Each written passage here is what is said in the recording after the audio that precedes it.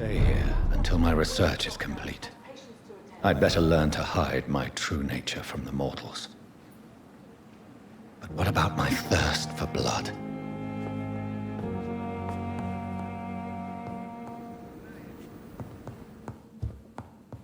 Come on, I don't have all night.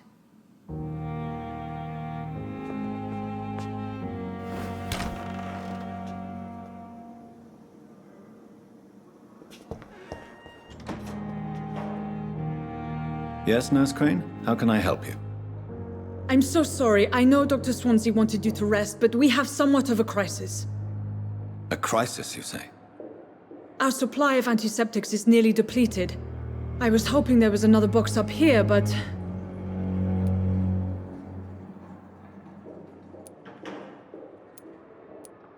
What type of hospital are you running? No antiseptics? You have been away too long, Doctor. With the war and now this epidemic, supplies have been running scarce for months now. I may have a solution.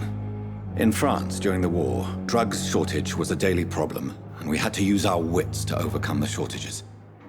However do you mean? If combined correctly, certain household chemical products can be used in a pinch instead. Now, where's the hospital storeroom? The storeroom? Fat chance. This is the Pembroke, and space is luxury we don't have. Everything used to be stored in the old morgue. Perhaps I should look there first. Where is this morgue? It's the large building behind the hospital. You'll need to go in the back door because it's been sealed off for sanitary reasons. Take this key. It opens a small back entrance at the end of a narrow street. The abandoned morgue behind the hospital. A small door at the end of a narrow street. On my way then. Thank you, nurse. Yes, Doctor? Exactly how bad is the supply situation here at Pembroke? It really depends. Dr. Swansea deftly works his society contacts for monies, but with the quarantine, well, we're in God's hands. Why then do you always work the nights? Don't you ever sleep? At the Pembroke, we're always hands on deck. Lack of sleep and the medical profession always ends in disaster. I've witnessed many a colleague succumb to stimulants to fight exhaustion. Drugs were as deadly as bullets in the trenches.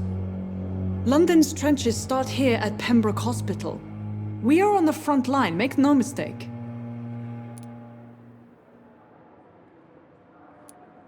Your dedication to the Pembroke does you credit, Nurse Crane, but when do you sleep?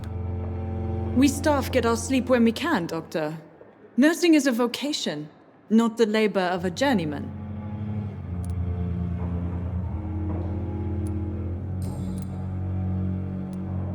Please, could you point me in the direction of the morgue again? It's the large boarded-up building behind the hospital. You can't miss it. The key I gave you will open the small back door to it. That's all for now, Nurse Crane, thank you.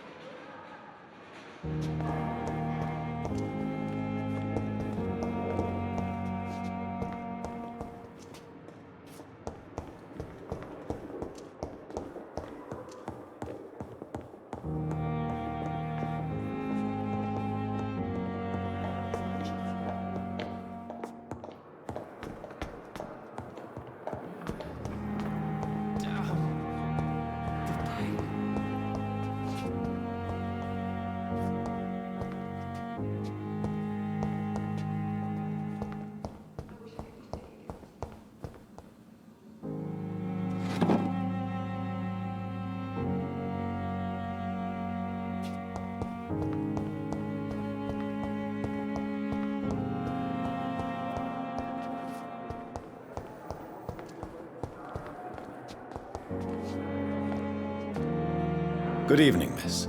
I'm Dr. Reed, the new surgeon at the Pembroke Hospital. And who are you? Your name has no meaning to me, mortal. You're nothing but dust blown by the winds of eternity. I beg your pardon? What are you begging for, mortal? My clemency? Well, tonight maybe I'm inclined to mercy. You'll never forget the night you met Thelma Howcroft. You keep calling me mortal. Why is that? And if I'm mortal, what are you? Well, Dr. Reed, if you must know, I'm a vampire.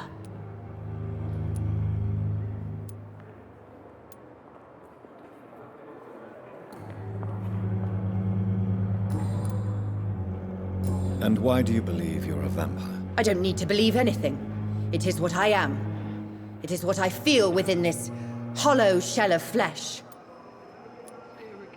Please, describe to me how you feel. What is it like to be a vampire? I can hear my body crumble from the inside as my flesh cracks and fades. I sense the last pulse of pustulant blood within my drying veins. I need new blood. I see. Have you ever heard of Cotard's syndrome, Miss Howcroft? Never. It's a mental illness discovered by a French neurologist named Jules Cotard. The affected patients are delusional. They believe that they are putrefying, that they are dead, a ghost or a ghoul, or in your case, a vampire. Delusional, you say? Oh, sad and petty mortal. You can't even begin to understand the concept of immortality. And you think it is I who am delusional.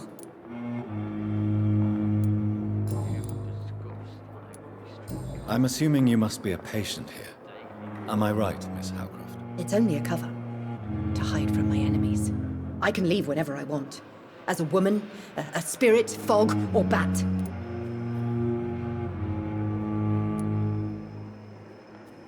Who are these enemies you mentioned? Can you describe them? I cannot say for sure.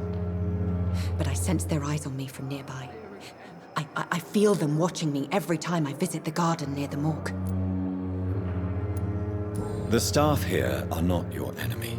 They're here to help you, to care for you. I'm not speaking of the doctors in white. I'm speaking of the men and women who hunt me. For I am a vampire. I see. Don't worry. These people will not find you here. I'll personally make sure they leave you alone. Thank you, mortal. But do not interfere with them, for you are no match for those that hunt me.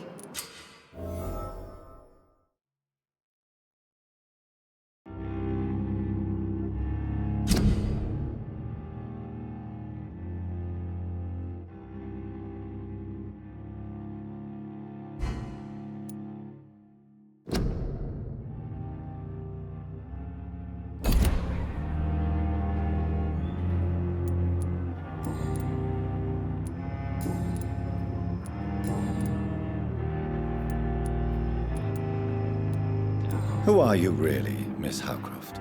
I mean, apart from being a vampire. Is that not enough for you, puny mortal? What do you require? Proof of my powers? I'm curious to know who you were before becoming a vampire. No, such a long time ago, I don't remember. Centuries of unholy life can have strange effects on one's minds, you see?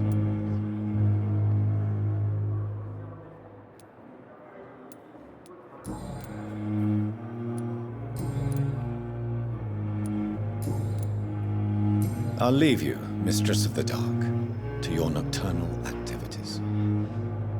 Damn. The pain. It's here again.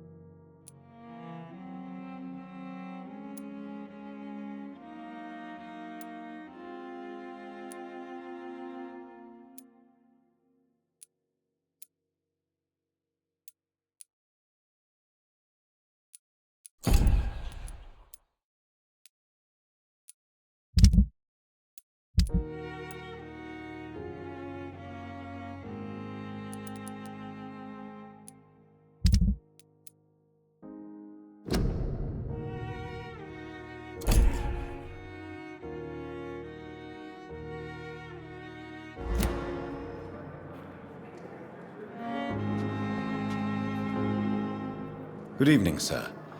Can I help you? Unless you're here to fix my face. No.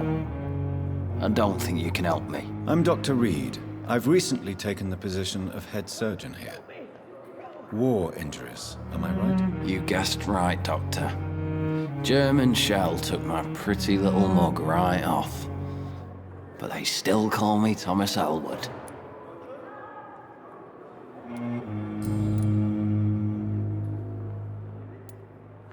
Why do you feel responsible for the injury, Thomas? What really happened? I wasn't disfigured by any German shells. It happened during my leave. It was an accident.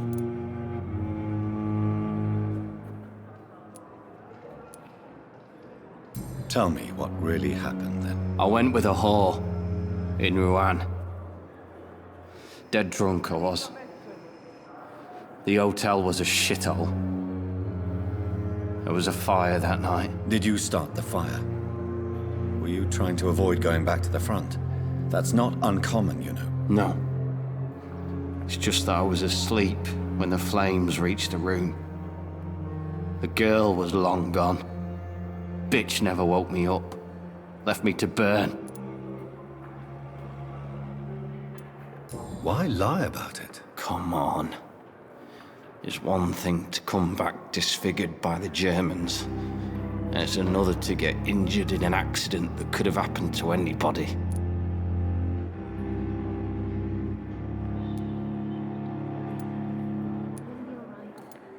Reconstructive surgery has been very successful for some soldiers. I don't want to wear a bloody mask for the rest of my life. I'd rather stay here and just be forgotten.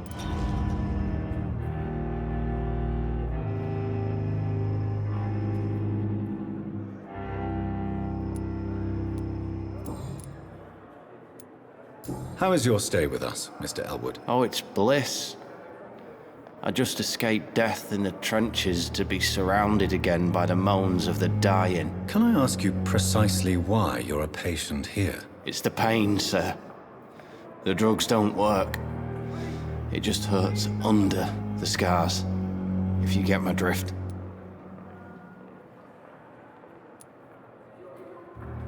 Can I do anything for your pain? Nurses gave me a bunch of pills. No effect. Told you. It's like the flames are under my skin, burning away. Who is treating you? Is someone in particular looking after your case? Nobody since the old and tired doctor spoke to me. Started to think I was forgotten about. Wouldn't blame you. You don't seem worried by that. My face hurts so much more when I smile or cry. I've learned it's easier not to speak. But be assured I'm smiling inside.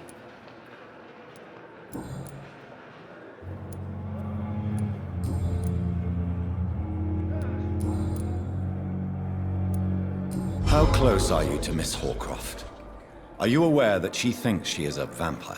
To wait for her next nibble is the best reason to stay here.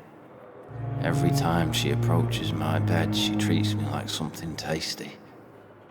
A normal person. Aren't you afraid? She may hurt you if the game goes too far. She's quite harmless, I can assure you. Her head's broken inside is all. While I'm busted on the outside. But she's still beautiful. Living proof that there's hope for me.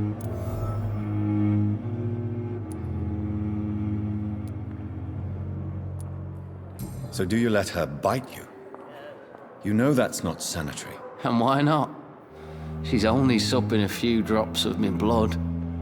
And the pain, it's real for once. She could decide to bite less willing patients. Then it's another good reason for me to stay here, Doctor. You do realize she's mentally disturbed.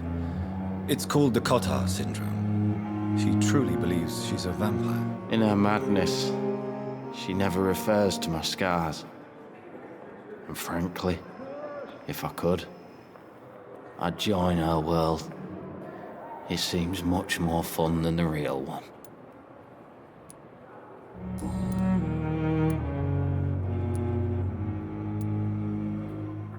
Where were you stationed, sir? Did you serve for long? I really don't want to talk about all this shit. No offense. I was pushing too much. I served in France myself. I just wanted to know what happened to you. You were an officer, weren't you? Then I doubt we fought the same war, sir. No offense.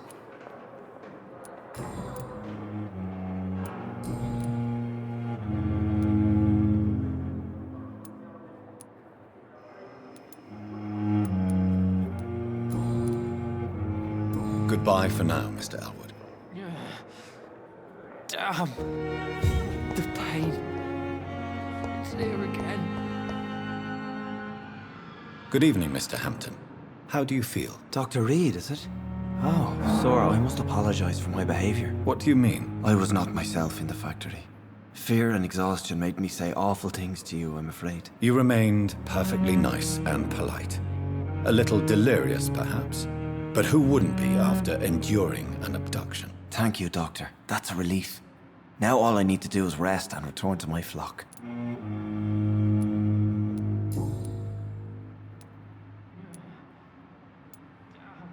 How did you end up in William Bishop's den? I had received alarming news about his recent behavior. I went to his place and he refused to let me go. Why did he abduct you? William was an alcoholic. His addiction suddenly changed to blood. I don't know why. Just like a patient I met here. This Miss Hawcroft. You dared to enter this awful place alone. You're a hero, Mr. Hampton. Or a fool. I'm just a man trying to help his friends, Dr. Reed. William Bishop was a conflicted soul, searching for light.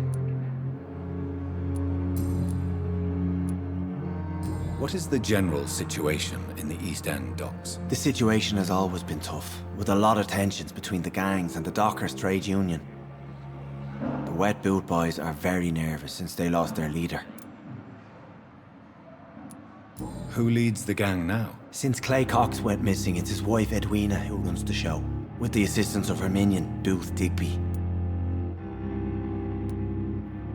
Has the gang been threatening you? Ah, no. I've had this nickname for so long, you know, the sad saint of the East End. No one dares to bug a saint, not even criminals. Do you know Tom Watts, the bartender from the Turtle? I met him before I found you in the canning factory. Tom? Yes, of course. Always the helping hand, good old Tom. Without men like him, corruption and despair would have wiped out the East End long ago. People are still in despair. How could it be otherwise? The authorities have left us all to rot in this contagious nightmare. No drugs, no advice, nothing. It's a damn shame. Who should I avoid in this part of town, then? Any particularly evil figures? Not really. Most men and women are just doing their best. And it's not my habit to speak ill of people I know, Doctor.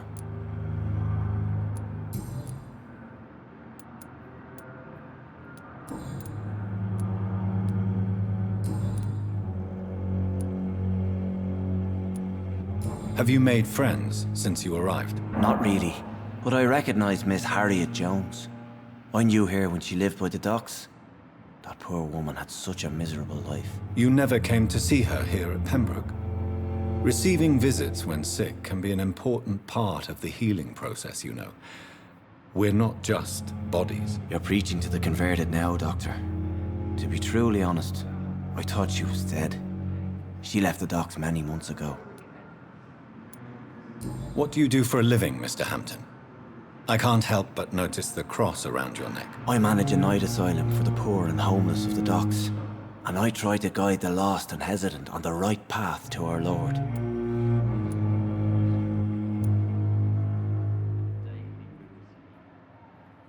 Why didn't you use your cross against William Bishop? To repel him somehow? That's a very strange question, Doctor. A cross is no magical token, if that's what you were trying to say. Not mine, anyway.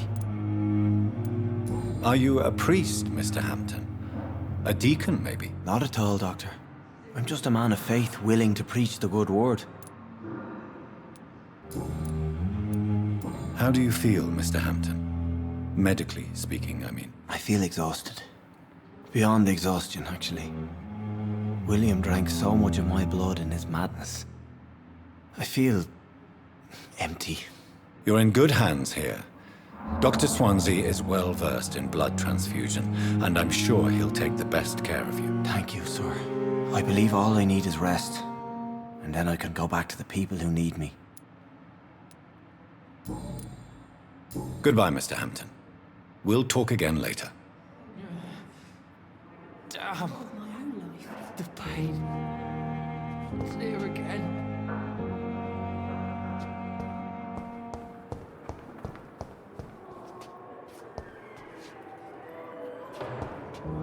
I've wasted too much energy for so little result. Good evening, nurse. Good evening, Doctor. I don't think we've been introduced yet. My name is Pippa Hawkins. And I'm Dr. Jonathan Reed. Dr. Swansea has recently offered me a position in this hospital. Well, it's a euphemism that your help will be appreciated, Doctor.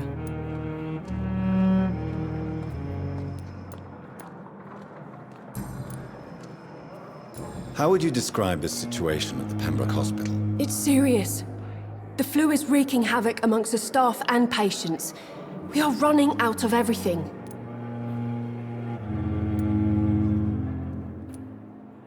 You must get a hold of yourself, nurse. Sorry, I'm exhausted. No one has any idea when this epidemic will be over. Nurse Hawkins, the Spanish flu won't last forever. Even the Black Plague didn't kill everyone. I wish I could believe you. But what if this epidemic was worse? What if in the end, nobody was spared?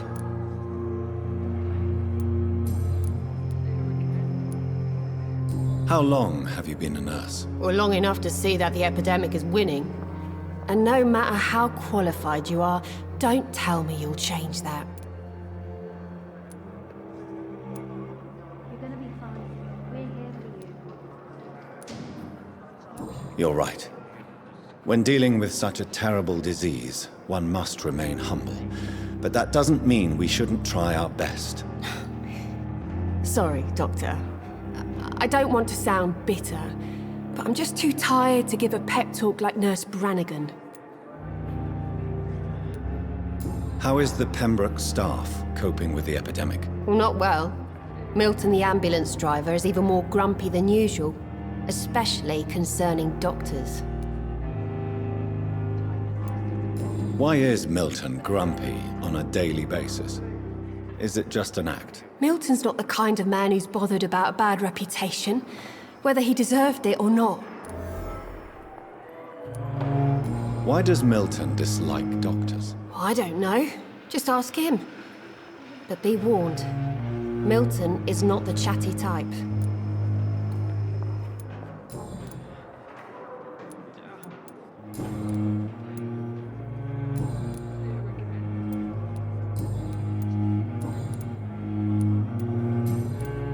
Goodbye, Nurse Hawkins.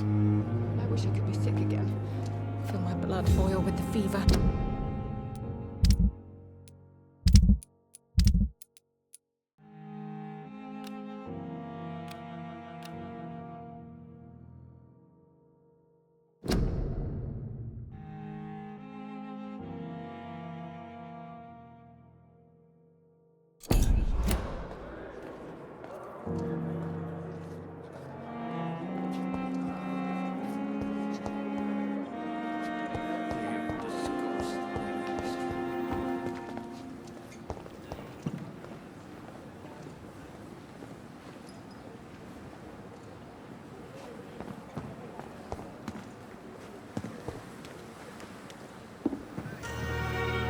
No time for self-pity.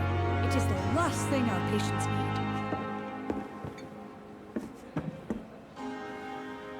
Good evening, nurse. I'm Dr. Jonathan Reed, the new surgeon here at the Pembroke. Dr. Swansea has already told us about you, sir. I'm Nurse Gwyneth Brannigan. Welcome to the Pembroke Hospital. Did he really? It's a good thing I wasn't hoping to keep a low profile. All members of staff have already read about your new blood transfusion technique.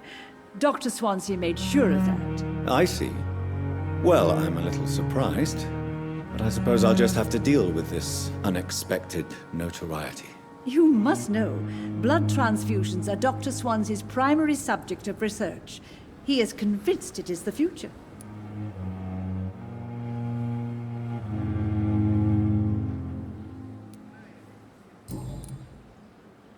How are things here? Not good, to say the least. We're struggling against an invisible enemy, more lethal than any bullet from a gun. It's hard, Doctor. An invisible enemy? Quite a poetic term for a disease, especially from a nurse. Sorry, Doctor. These last few weeks have been exhausting. We could all do with a good night's sleep.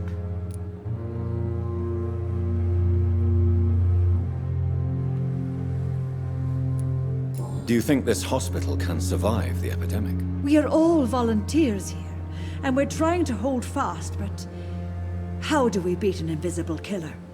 Some nurses have already resigned.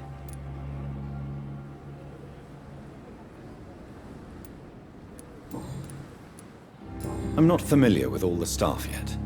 Perhaps you could help me. Brilliant professionals, most of them. Dr. Swansea has a gift for recruiting talent. Most of them.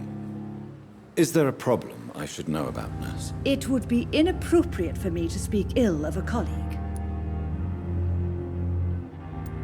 Nurse Brannigan, if you do know something, please tell me. Anything you say will be held in confidence. No. I may disagree with some conduct, but in the end, everybody is doing their best. Is there anyone that stands out? Well, I have never met someone as dedicated as Dr. Tippett's. He should be a standard for us all here. If only he were younger. Why should his age be a problem? I guess it's fair to say he's always pushing himself to the limits. He just doesn't know when to stop and get some rest.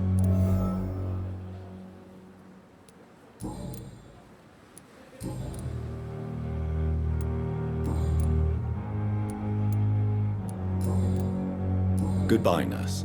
Call me if you need assistance.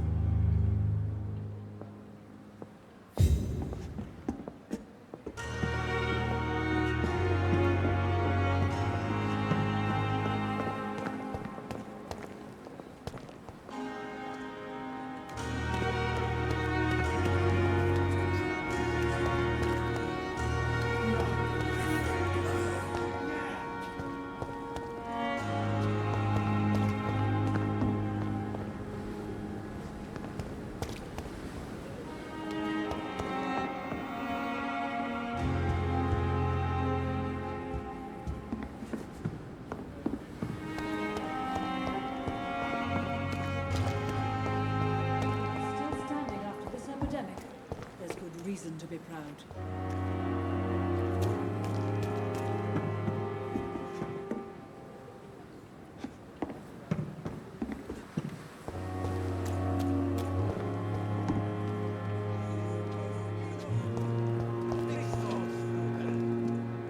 Good evening, sir. I'm Dr. Jonathan Reed. I'm new here. I've already heard about you, Dr. Reed.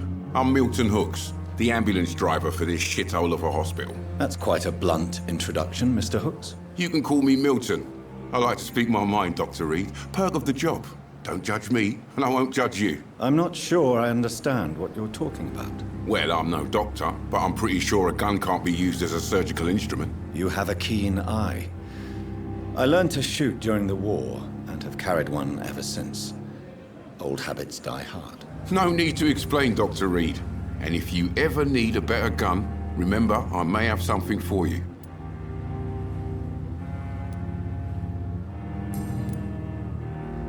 How is the situation around here? You want to hear the situation is all right? It's fucking awful. We lack everything, and it's getting worse every day. So what do you do exactly in this hospital? Apart from smuggling guns, I mean. I've been an ambulance driver since... too long, I guess. I bring sick people here night and day. It's a dirty job, but I get it done. Most of the time.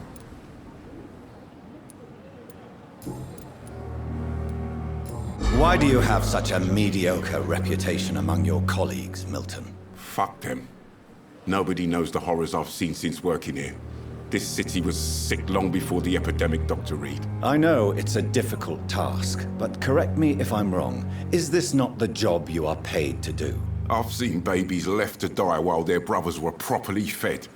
Underage girls and boys sold to all manner of perverts. I'm sorry, I don't know what to say. Yeah, exactly.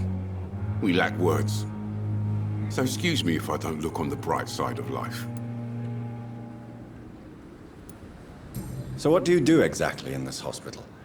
Apart from smuggling guns, I mean. I've been an ambulance driver since... too long, I guess. I bring sick people here night and day. It's a dirty job, but I get it done. Most of the time. It sounds like things have been a bit rough recently. What's happened? Yesterday I got attacked by the patient I was bringing here. I escaped through the hospital's garden, but I lost my wallet when I was running. You left an infected patient outside the hospital? That's incredibly dangerous. Go there yourself if you want, but be careful, Doctor. I'd rather not bring your dead body back.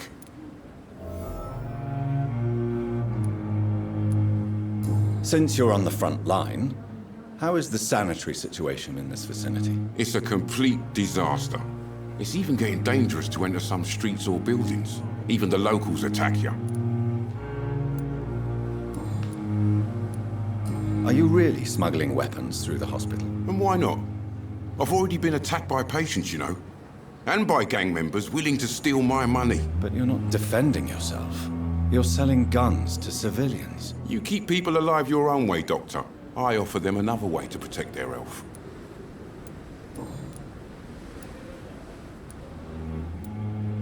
I'd like to see your goods. Wise choice, Dr. Reed. A reliable gun is what everybody needs these days.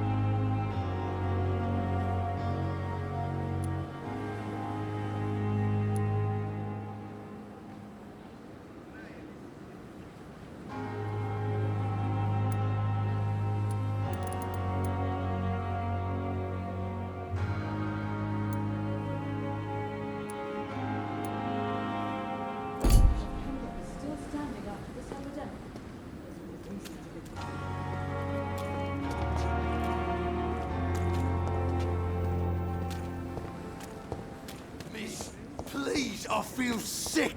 Get over here now. Good evening, Mr. Cox. Dr. Reed. Still working at night, I see. I like that. And why is that? People who don't sleep at night always seem more alive to me. More interesting, one way or another.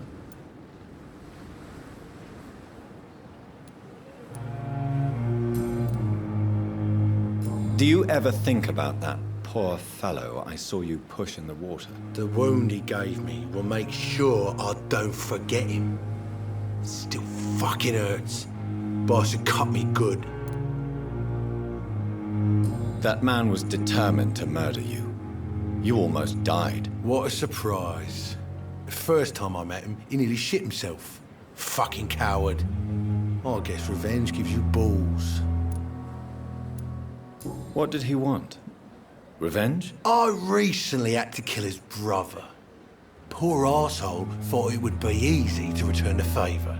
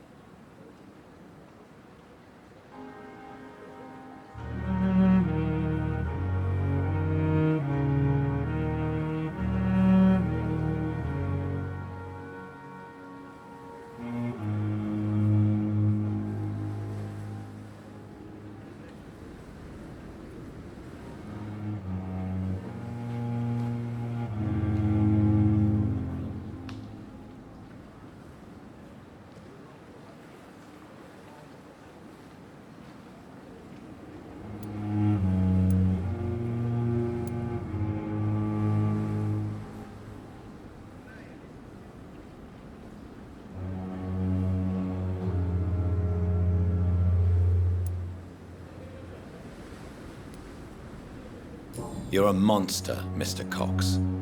An ungrateful and disgusting man. I'm the toughest bastard you'll ever meet, Dr. Reed. And I don't give a fuck what you think of me. How is your hospitalization going, Mr. Cox? This is a shitty place with shitty staff. But as long as I'm treated all right, I'll be fine. What's wrong with the Pembroke staff? That bastard you sent to bring me here, Milton, I thought he was going to break all my bones before I reached my bed. I see. Any other smart comments? The nurses aren't too ugly. Especially that foxy one, Nurse Crane. Pretty brunette, tough attitude, all like that. What's wrong with the hospital? Come on, Dr. Reed. The place is a dump. Smelly, sad, and dirty. But you're alive thanks to the efforts and dedication of the staff here, aren't you? What are you expecting, a medal? I thought that saving lives was just part of the job. Must be an unsatisfactory profession at this time, I'm sure.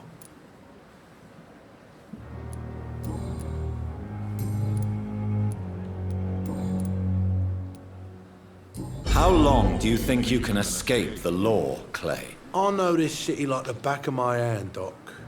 I know its streets, who to pay, who to avoid, and who to bully. I won't get caught.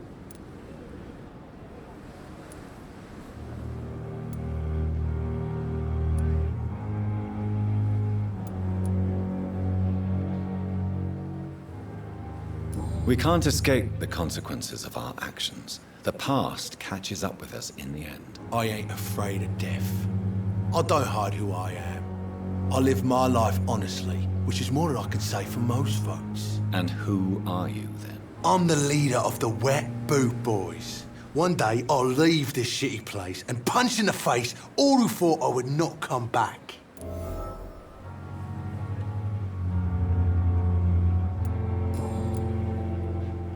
I'll leave you for now, Mr. Cox.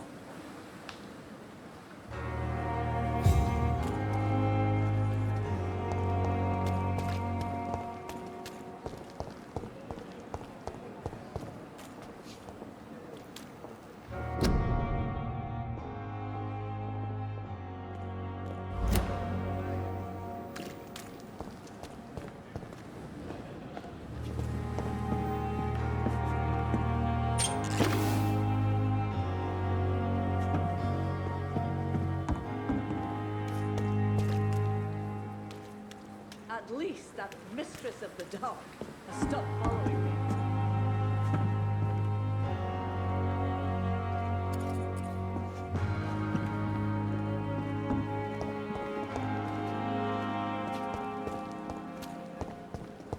This is no time for fun.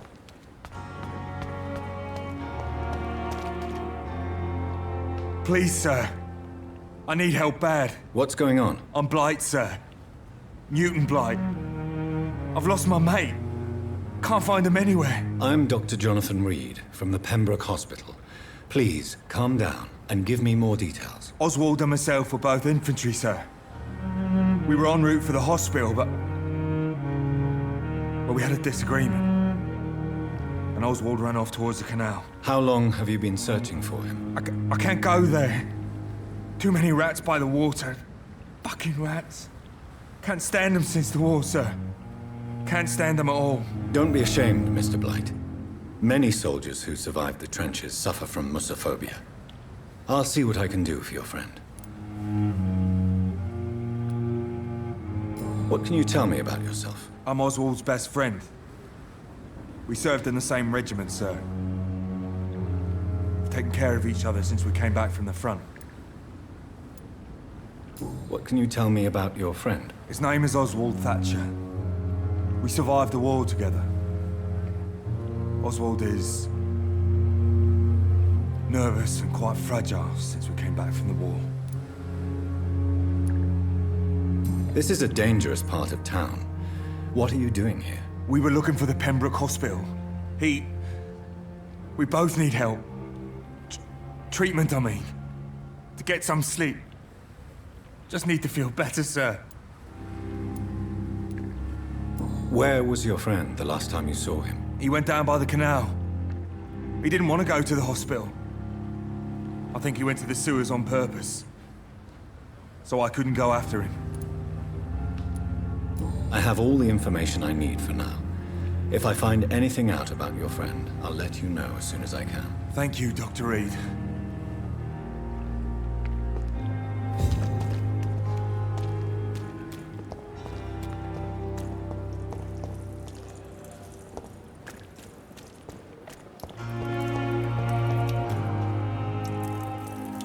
It's locked, all right.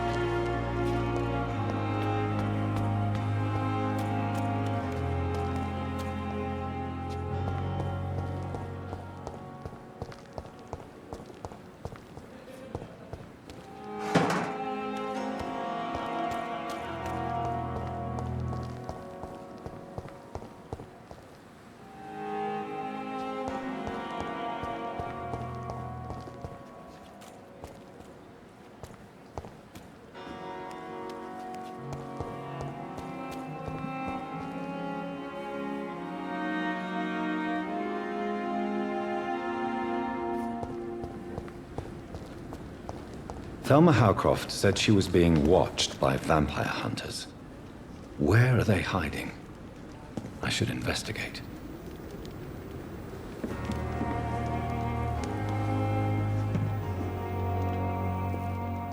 It's locked, all right. Good evening. I'm Dr. Reed. Always a pleasure to meet a colleague, sir. Especially when he was supposedly dead. A colleague? Are you a doctor, too? Not anymore, sir. I used to be Dr. Rakesh Chadana. Now, I'm just Mr. Chadana, pawnbroker and humble guardian of this morgue. What do you mean, you used to be a doctor? Was your license revoked? No, sir. It is just that I like to be precise. I run a little pawn shop while taking care of the dead. But I used to be a real doctor.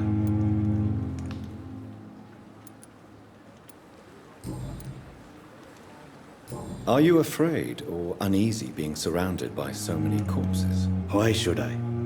These bodies are empty vessels. Flesh left to decay. Poof. No soul anymore. All gone. An interesting point of view. And quite an exotic one, too. Most people fear, or at least have a respect, for dead flesh. Sir, as a medic during the war, I learned to face my death and the death of others. It's the pain we have to tame, not death itself. How did you get this job? After I left the army, I worked as an undertaker down by the docks. A dangerous place with many an unpleasant business there. Milton Hooks helped me get a job here.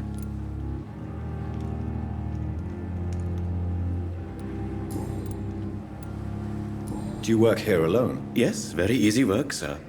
All I have to do is watch a few bodies. The situation was very different when the main morgue was still open. Why do you have to watch these bodies? Because these poor fellows have no names. We keep them in case someone comes looking for the missing. Sadly, very rarely happens.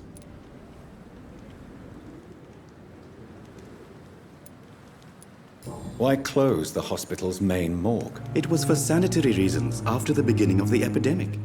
Cadavers had to be moved to the nearest mass grave.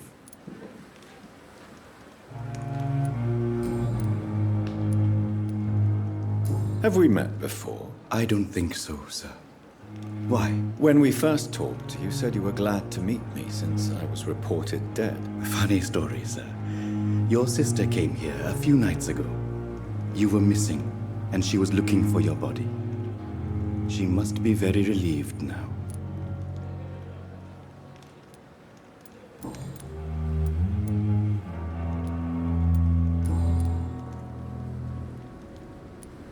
A pawnbroker? I expect you get all types of people here. Yes, sir. All kind of people. For I sell all kind of goods. Who comes here to trade with you?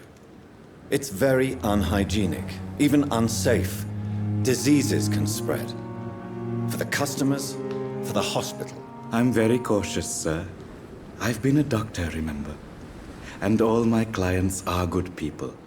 In fact, I think I only know good people. What kind of goods? With the quarantine, it's not always easy to buy things. So I trade, I exchange. Some people sell, some others buy. I like to help.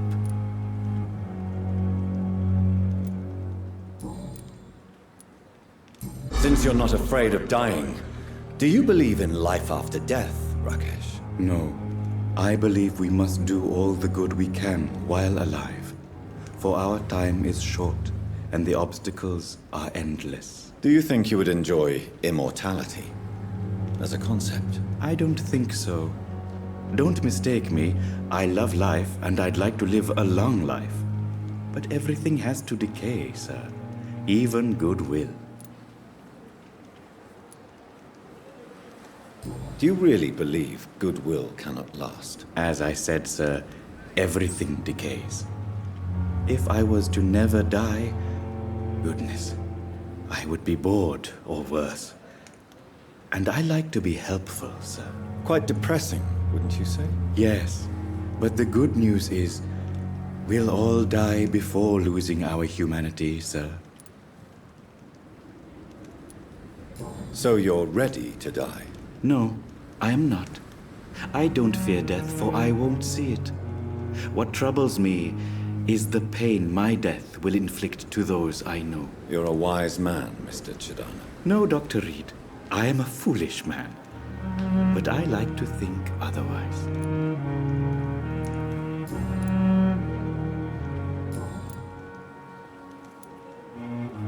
Please show me what you have to sell. Of course.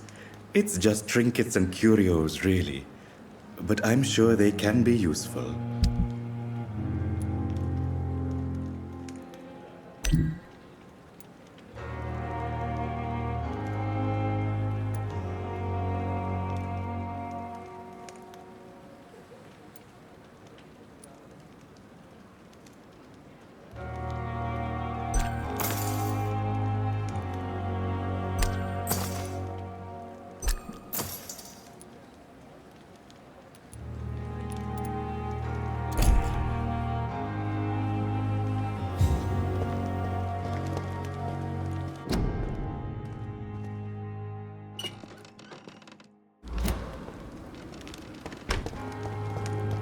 I'm sorry you ended up on my plain and cold medical bench, sir.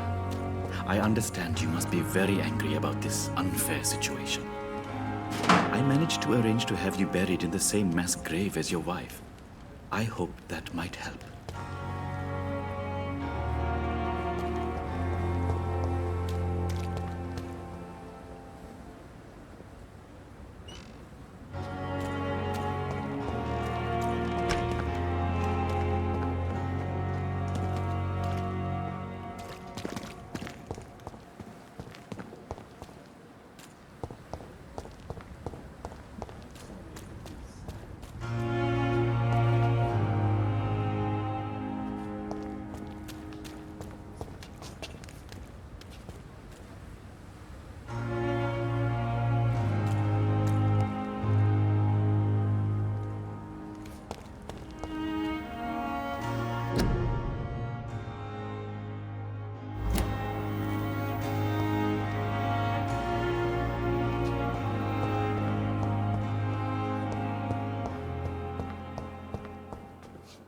It's locked.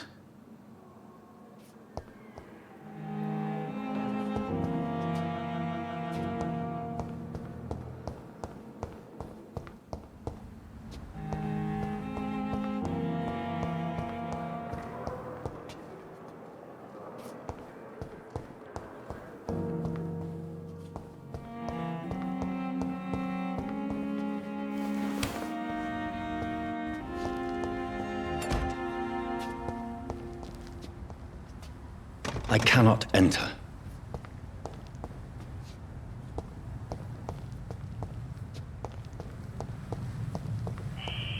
Scowl voices in the garden. I should investigate. If they...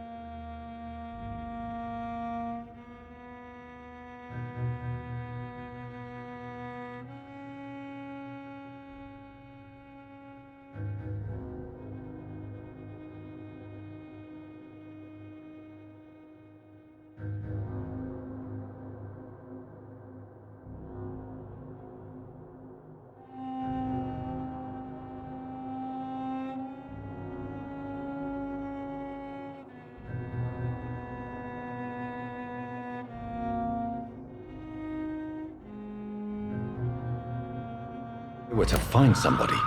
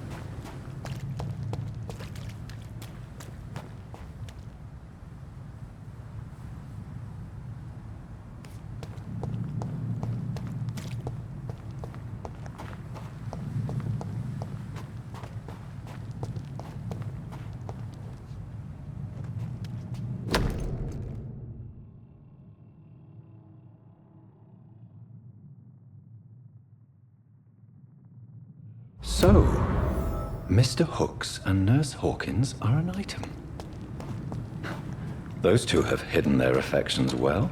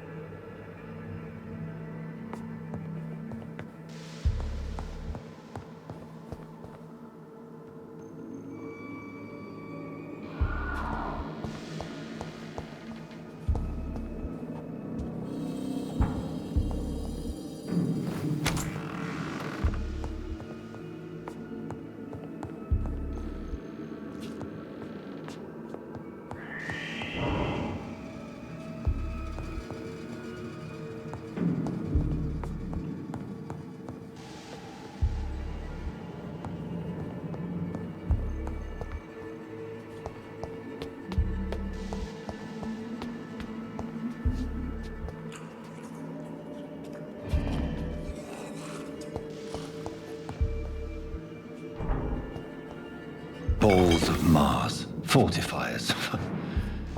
As popular as they are ineffective. But they do contain iron tartrate, and that might prove itself useful.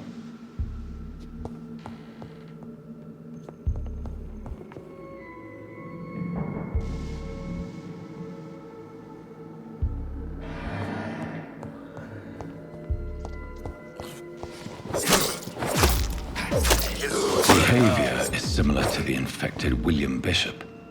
Must be the same strain. This sickness moves faster than influenza.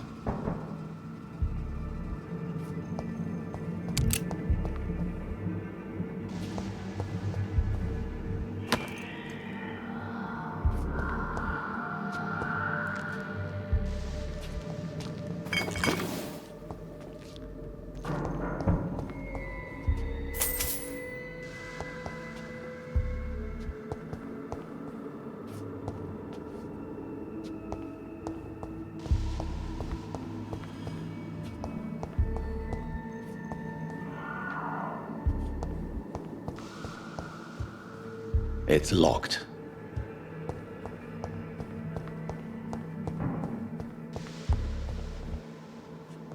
This key will surely grant me access to the basement.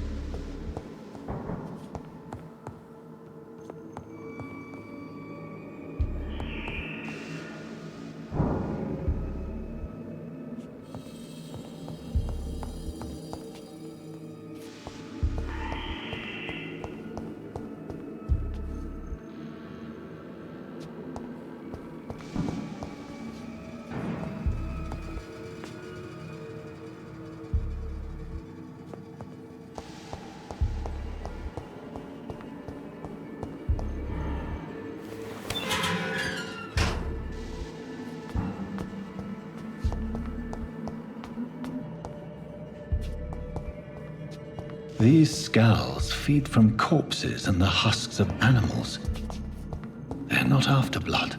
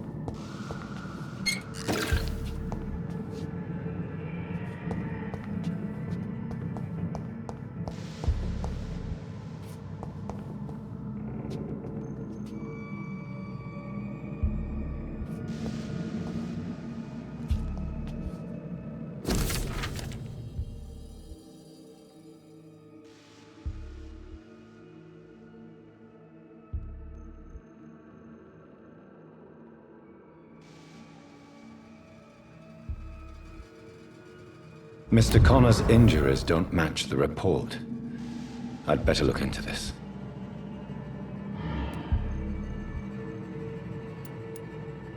traces of a pinkish foam at the corner of the lips. Some sort of drug overdose, perhaps? Multiple abrasions and scarring on the arms and legs. Old and distinctive injuries of a sailor or a fisherman. The chest was originally opened to perform the operation. The sutures are clean, but the chest has been reopened.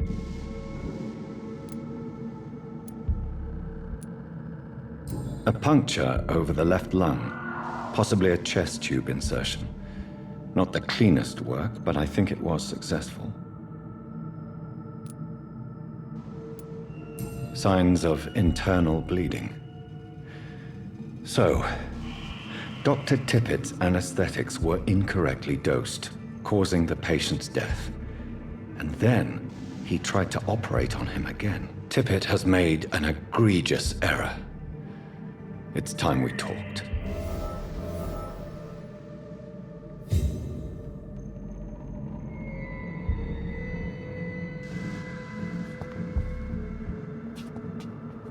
It's locked, all right.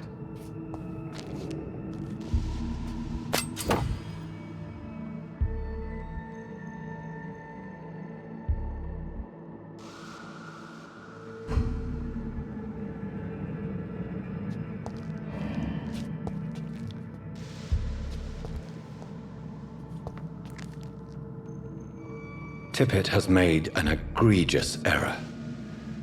It's time we talked.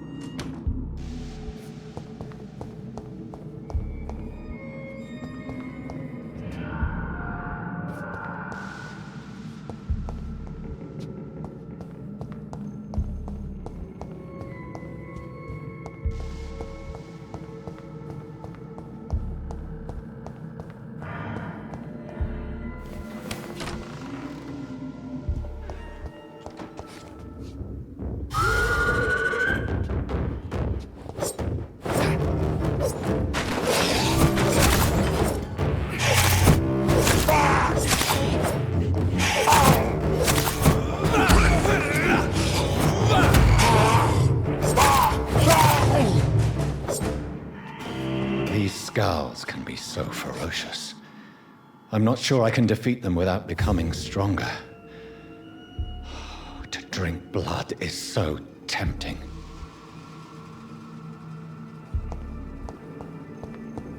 Sodium hypochlorite. Dangerous to administer, but efficient in the proper dosage.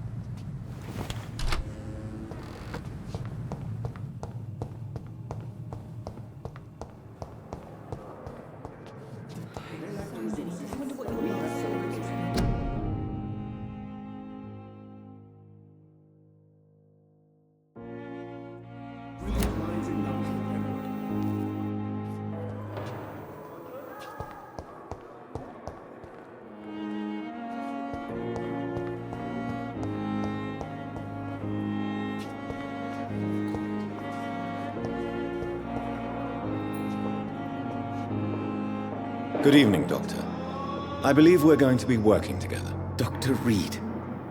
Dr. Swansea informed us of your arrival, but I could not dare to believe we'd have such good fortune. Such an honor, sir. Thank you. And you are? I am Thoreau Strickland, Dr. Thoreau Strickland. I'm a great admirer of your work, Dr. Reed.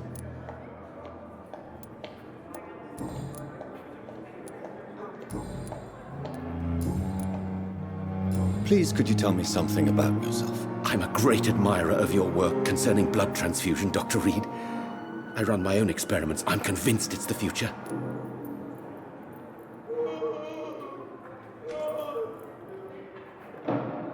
What made you choose to be a doctor? I'm not ashamed to admit you and your work have inspired me. I am honored to have the opportunity to work by your side.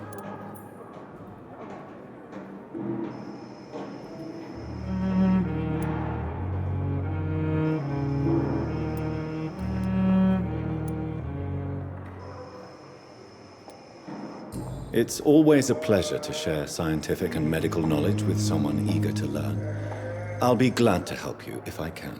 This epidemic may be the century's most terrible disaster, but I'm convinced that we, as doctors, are the only ones able to defeat it. I based my technique on my mentor's research. He helped me perfect my method. What is yours? I'd rather not talk about it. For now, it's just theories and first approach. My process is purely experimental and unsuccessful. As long as you're cautious and methodical, you may remain empty-handed, but you won't fail. You're not the first one to warn me, but I am convinced knowledge is the main weapon against the ravages of this epidemic.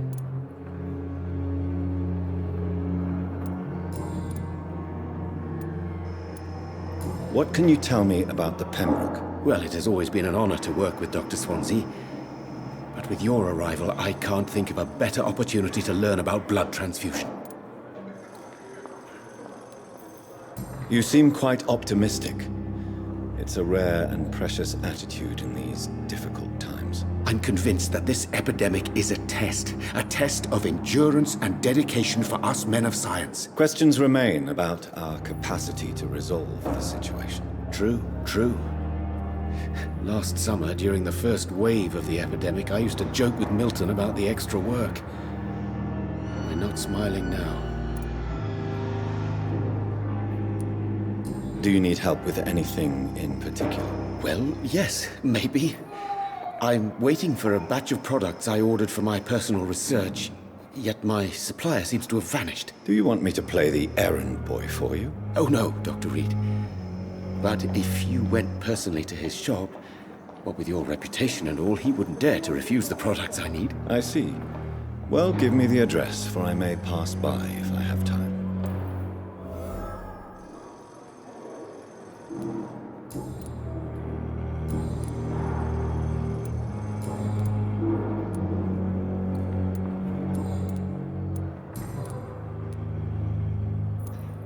Tell me more about your willingness to experiment with new medical techniques. Harvey Fiddick is a patient suffering from a severe injury that could cripple him if not treated correctly. I'm convinced your blood transfusion technique could help him. What is it you really want? To save him, or to prove your point? Fair question. I want nothing but to save my patient, Dr. Reed. Especially since I know Mr. Fiddick's story.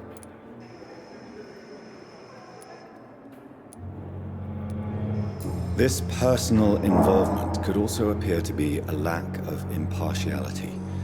You must know that a good surgeon must remain neutral. I agree. But that does not excuse Dr. Ackroyd's behavior, a man who did not even take time to converse with his patient. Do you think keeping his distance was a mistake? All I know is that I'm taking care of human beings, with desires, hopes, and fears. Not some biological machine comprised of blood, bones, and flesh. Tell me Mr. Fiddick's story. Our first diagnosis was compromised because Mr. Fiddick lied to us about the real origin of his injury. He first claimed it was an accident. But why would he hide such crucial information from us? Because he is a proud father, ashamed of putting his children at risk because of his own negligence.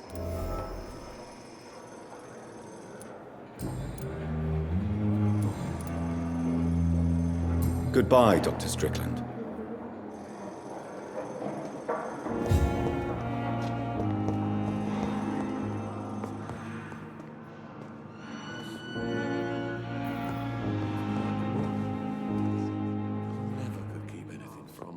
But in the circumstances, I'm willing to give you the benefit of the doubt.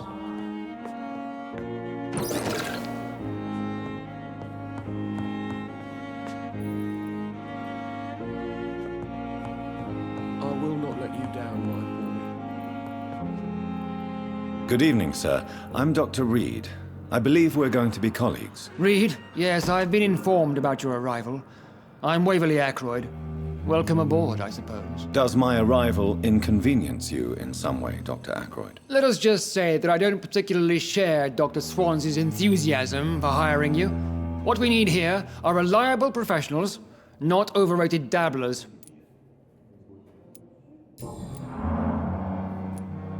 Tell me, Waverly, what do you think of Dr. Strickland's enthusiasm for his experimental research? Strickland is playing with his patients' lives for pride and glory. Now that, sir, is unethical. Are you thinking about something in particular? Harvey Fiddick needs delicate surgery. I believe we should stick to the usual procedure, but my young colleague obviously disagrees. And are you not afraid that your rivalry with Strickland may be blinding you? Rivalry? I guess you could call it that. But I will never be childish enough to let my personal feelings affect my judgment. Why do you wish to lead this surgery? I strongly believe that Mr. Fiddick should not be butchered to test an unproven procedure.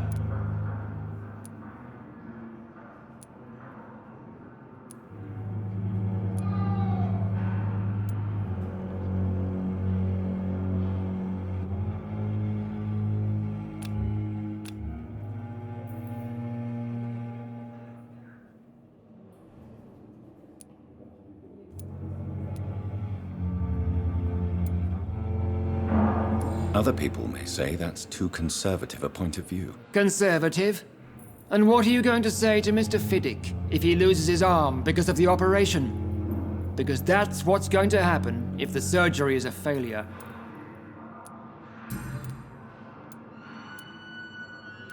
If you have a problem with me, Dr. Ackroyd, please feel free to tell me. Dr. Swansea has imposed your presence on this hospital without asking anyone's advice.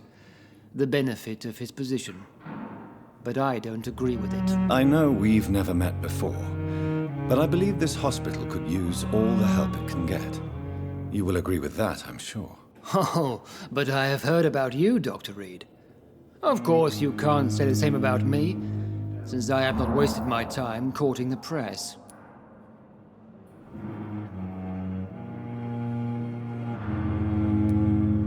There is no need for such animosity between us. Don't you think the epidemic is already enough to deal with? That is one point we could agree on. And that is precisely why I want to be sure that you will be of help to this hospital, instead of a burden. Since your tenure in this hospital is longer than mine, perhaps you can tell me more about this place. Let's just say I'm tired of the carelessness around me. I have always respected the skills of Dr. Swansea, but over time his enthusiasm has become displaced. Carelessness? Exactly what are you talking about? We're here to save lives. The people who trust us are not volunteering for experimentation. They're here to be healed. I don't intend to run any radical experiments, Doctor. Even if I, as any good practitioner should, express an interest in pushing the boundaries of medical research. Modern medical methods were created through audacity and ego. But there are rules in our line of work, and they're here to protect our patients.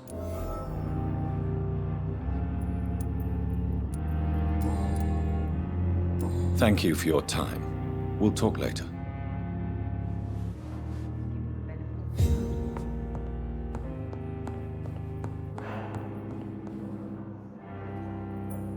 Good evening, sir. I'm Dr. Reed. May I help you? I don't know if a third opinion is needed. Your colleagues are already arguing about my condition. I see. Would you mind telling me more about your situation? I'm Harvey Fiddick. All I want is to get me bloody arm fixed properly.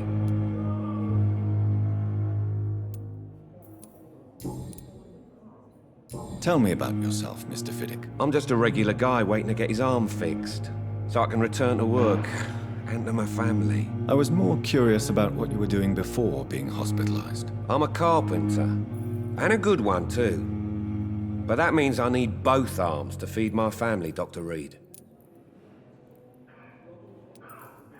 Tell me about the doctors who are arguing about your case. Strickland and Aykroyd. They both want the best for me, but there's a lot of pride there. Doctors are no different from carpenters, it seems. What do you mean? I often had professional arguments with rivals on a building site. Difference is I disagreed about wooden nails, not flesh and bones. Are you satisfied with your treatment here? Well, it's clear that I've chosen a bad time to be injured. Forgive my bluntness, but you seem overwhelmed by cases of the flu. I won't lie to you about it. I'm afraid we are. Are you sure you don't want to operate yourself, Dr. Reed? I have the feeling you're very capable, and your colleagues seem to think so too. In other circumstances, you would be right. But for now, I don't think I can take on the responsibility. My apologies.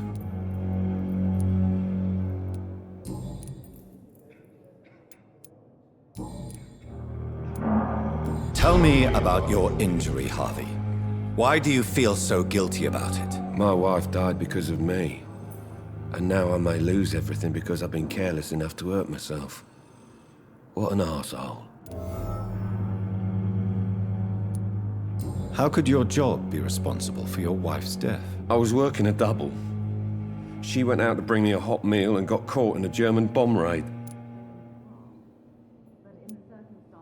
You can't hold yourself responsible for your injury, Mr. Fiddick. Unless you tried to hurt yourself. Of course I didn't hurt myself. But I can't work until my arm is fixed. My children need to eat, Doctor.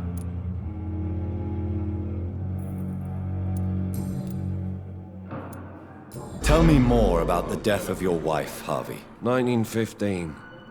I was in the army. Building workshops for the Royal Flying Corps. Helen was happy I wasn't sent to the front. What happened? The Germans sent Zeppelins to bomb the construction site, but they missed their target. My wife was bringing my dinner when the bombs fell. I'm sorry for your loss. So many died during the bombings. I served in France and witnessed the carnage there. I would like to say that she didn't suffer.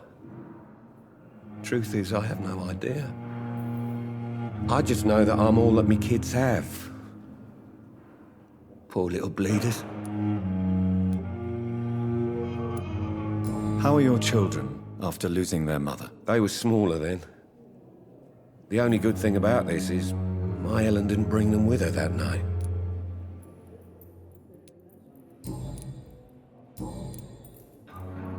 Goodbye for now, Mr. Fiddick. I'll see you later. You always knew the words to calm the children, Helen. Circumstances, I'm willing to give As you for the me, benefit of the doubt. what a blundering idiot.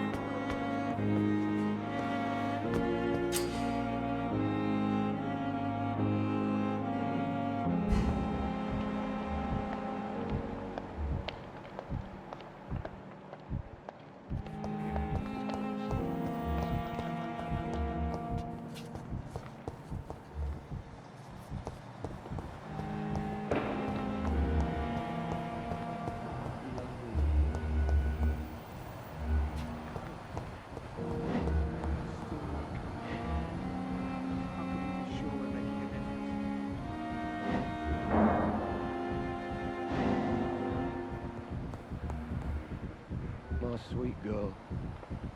Reads me like a book. Never could keep anything from her. Leave me be, Mother. Finally, you've returned, Doctor. Did you find anything of value? Yes, nurse. You've worked your first miracle, Doctor. Now, this patient here needs immediate treatment. Duty calls. When the storm has passed, I'll show you how to mix the remedy yourself with the same basic ingredients. Many thanks, Doctor. When you've finished, you ought to report to Dr. Swansea in his office. He's been looking for you. Seemed pressing.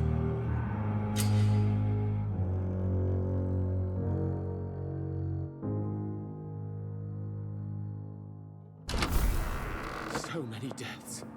And still more coming. How can we be sure we're making a difference? I will not let you down, my boy. Good evening, sir. This Good evening. seems to be I'm Dr. Reed. Can I help at all? No. Really? Why are you here, then? I don't want to talk. My throat hurts too much. I suppose that this pain is the reason you're here. Is someone taking care of you? Yes. And no. Could you at least tell me your name, sir? Mortimer. Mortimer Goswick.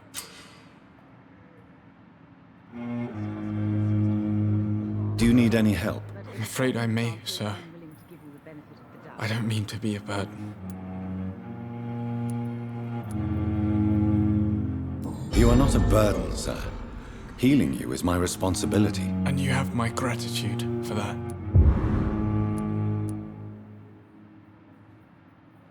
Do you need any help? Thank you, Dr. Reed, but you've done enough already. The rest is up to me now. I have to go now, sir. But don't hesitate to contact me if you need any help. I'm all right. Don't waste your time with me. This hospital seems to be falling. Good evening, madam. Can I help you? It's my son who needs you, sir. I'm Dr. Jonathan Reed. How can I help your son? I'm Beatrice Goswick, mother of Mortimer Goswick. Could you check on him, please, Dr. Reed? I've heard much of your talents as a physician.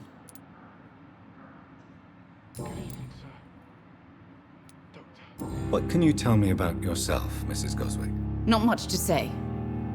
Just take care of my Mortimer and I'll cover all the expenses. That's all that matters. Are you really that rich? Most of the patients here are of a more humble origin, if I may say so. Yes, thanks to my husband. May he rest in peace. I can cover any needed medical expenses. May I ask if you have an occupation, Mrs. Goswick? I'm a teacher by profession. I teach young women who are more ambitious about their futures than their families. I'm all right. Don't waste your time with me. What do you think of your reception here? Any complaints? I have had the uttermost reservations about this hospital since we arrived. But we had no other choice, considering the state of emergency. Is there something in particular that's bothering you? Some of the staff were not especially welcoming. I suspect they're not accustomed to dealing with patients of such social standing.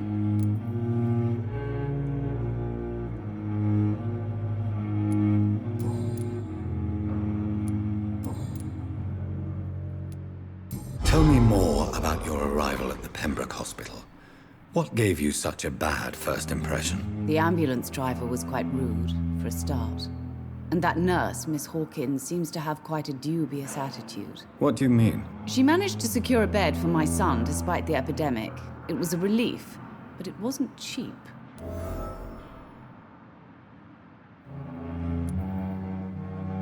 She charged you for a bed? Yes, and I paid without question, considering the urgency of the situation.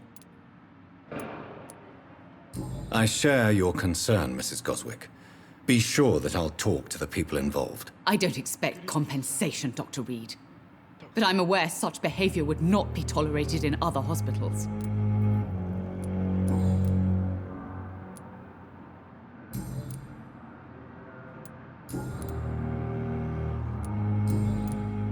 Goodbye, Mrs. Goswick.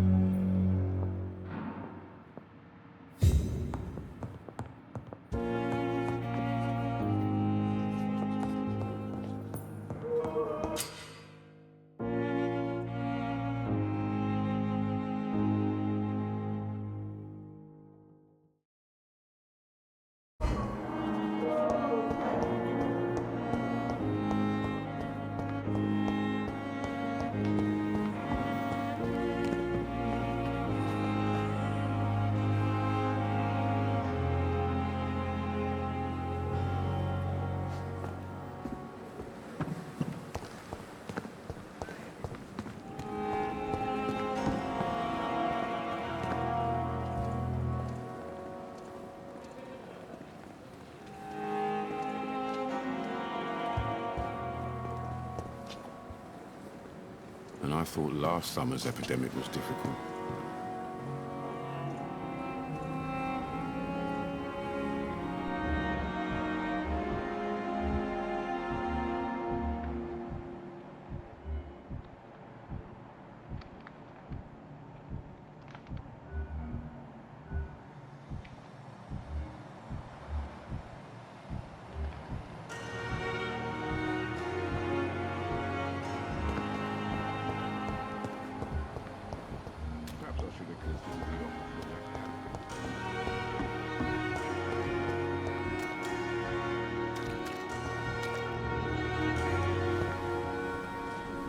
Hey, Doc.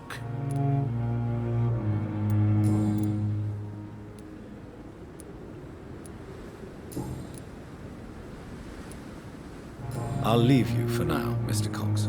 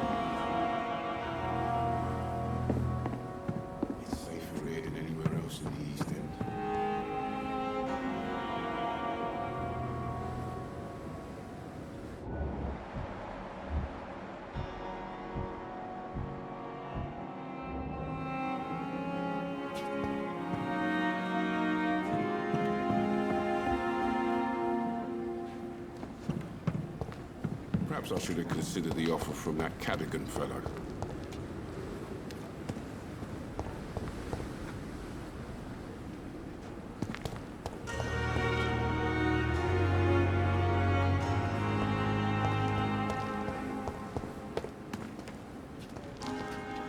Good evening, sir.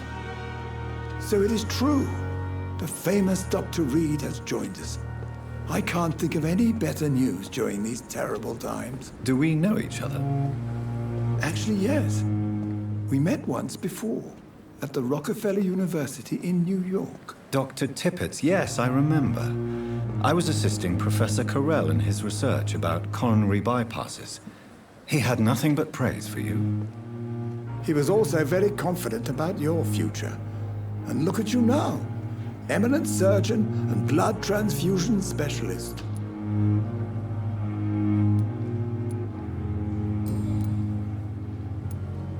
You're exhausting yourself, Corcoran. Maybe you should think about preserving your strength.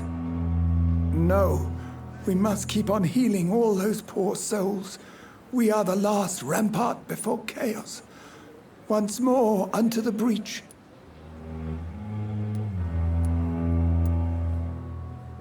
Nurse Brannigan is worried about you, Doctor. She should not have told you that. I will have a word with her. You don't have to blame her for her honesty. I'm not that kind of man, my dear Jonathan. Actually, Nurse Brannigan's opinion is the only one I may listen to.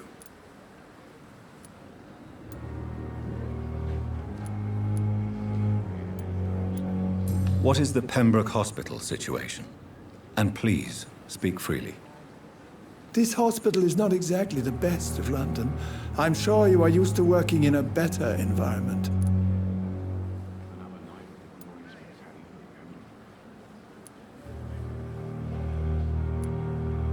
It's more than enough. In any case, the personnel of a hospital are much more important to me than the building. Don't be misled by appearances, Dr. Reed. This hospital does not lack talented people. It just lacks hope. What can you tell me about the staff in the hospital? Some are really good, and others are not so good. But during this troubled period, there is no time for slander. I prefer to focus on the positive character traits. Any opinion about the management? I don't always agree with Dr. Swansea's reserve, but I must admit he does all he can to keep this facility running during this crisis. Ah, yes, the burden of command. I was fed up with this concept while serving as a medical officer. Don't get me wrong. Swansea's a good administrator. I just wish he would get out of his office now and again. Tell me more about cherished people, then. Nurse Brannigan is a pearl. She is the most helpful and dedicated nurse I've ever worked with. A clever and cheerful woman. You really seem to admire her skills. I'll go even further. If she was a man, she would be a damn fine practitioner.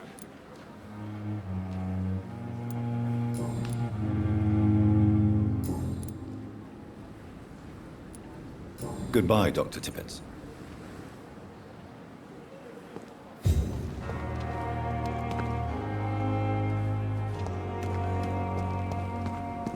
If only I were young again.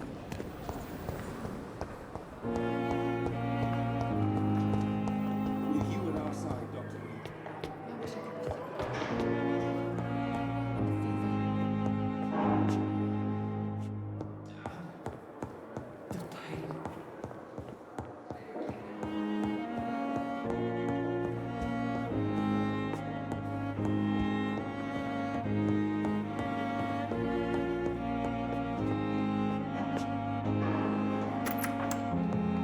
Please, Jonathan, come in.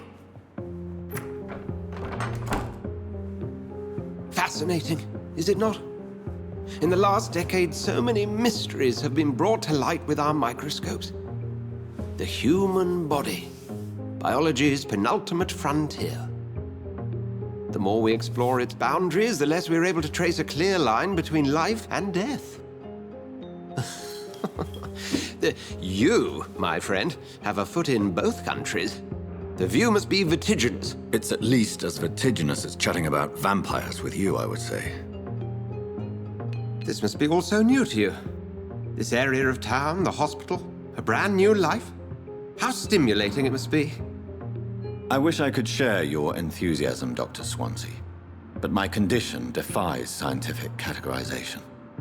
Undead? Unalive? Immortality defies logic. I cannot express my thrill at this serendipitous turn of events. The world's most eminent specialist in blood transfusions, a vampire. One might say a gift from heaven.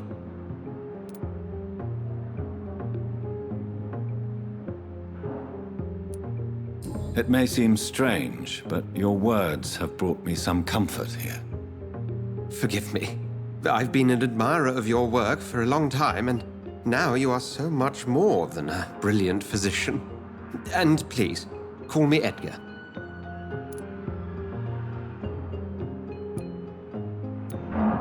I'm not some doe-eyed student, Edgar.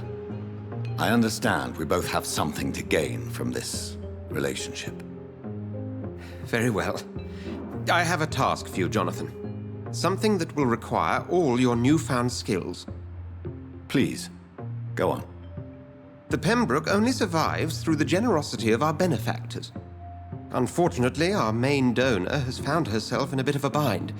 Now, if you could help her out... A spokesman or politician is what you need.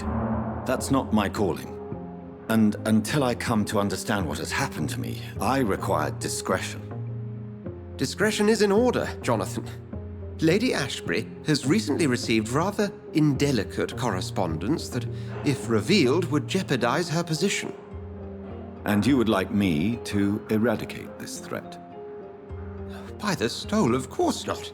I would just like you to pay her a visit. Her ladyship is certainly near the tents outside, tending the sick. You can't miss her. Look for someone impossibly delicate. Accepted. I'll see what kind of trouble Lady Ashbury is in.